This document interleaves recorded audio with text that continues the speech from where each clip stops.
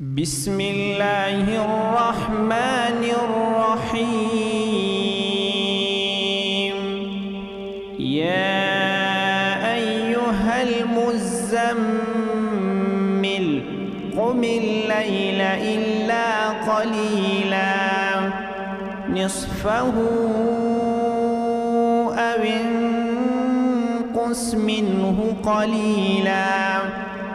أو زد عليه ورتل القرآن ترتيلا إنا سنلقي عليك قولا ثقيلا إن ناشئة الليل هي أشد وطئا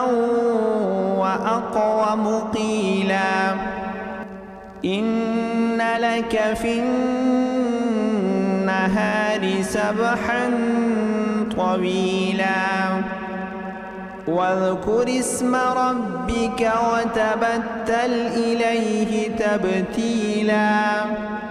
رب المشرق والمغرب لا إله إلا هو فاتخذه وكيلا واصبر على ما يقولون واهجرهم هجرا جميلا وذرني والمكذبين أولي النعمة ومهلهم قليلا إن لدينا أنكالا وجحيما وطعاما ذا غصة وعذابا أليما يوم ترجف الأرض والجبال وكانت الجبال كثيبا مهيلا إنا أرسلنا إليكم رسولا شاهدا عليكم كما أرسلنا إلى فرعون رسولا فعصى فرعون الرسول فأخذناه أخذا وبيلا فكيف تتقون إن كفرتم يوما يجعل الولدان شيبا السماء منفطر به كان وعده مفعولا إن هذه تذكرة فمن شاء اتخذ إلى ربه سبيلا إن ربك يعلم أنك تقوم أدنى من ثلثي الليل ونصفه وثلثه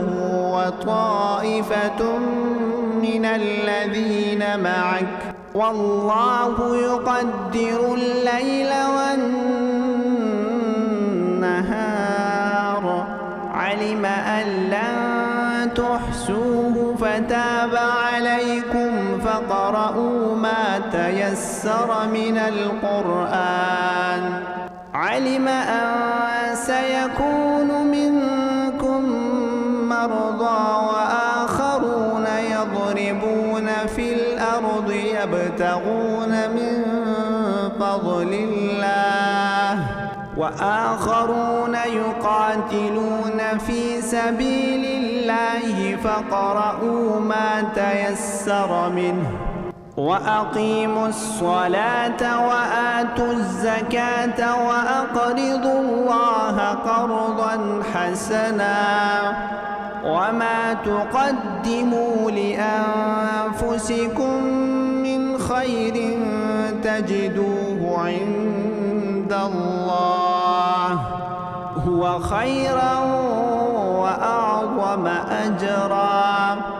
واستغفروا الله